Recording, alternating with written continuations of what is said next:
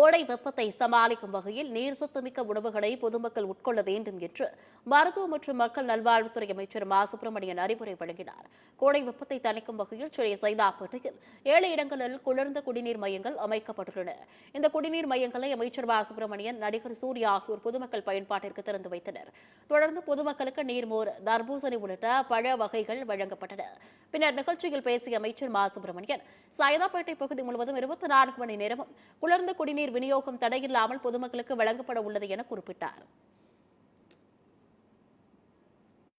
கோடை காலத்தில் நம்ம என்னெல்லாம் செய்யணும், என்னெல்லாம் செய்யக்கூடாது, என்னெல்லாம் செய்யணும் போது நிறைய நீர் சத்து தேவைப்படுது கோடை காலத்தில். ஸோ நீர் சத்து நிறைய தேவைன்னா நிறைய தண்ணி குடிக்கணும், நிறைய மோர் சாப்பிட்லாம், பழ ஜூஸ் வாய்ப்பு இருக்கிறவங்களுக்கெல்லாம் கிடச்சவங்க சாப்பிட்லாம், தர்பூசணி மாதிரியான பழங்கள் சாப்பிட்லாம், இளநீர்லாம் எடுத்துக்கலாம். அப்போ ரெண்டாவது எது செய்யக்கூடாது, இந்த வெயில் காலத்தில் காஃபி, டீ, மது இதெல்லாம் எடுத்துக்கக்கூடாது.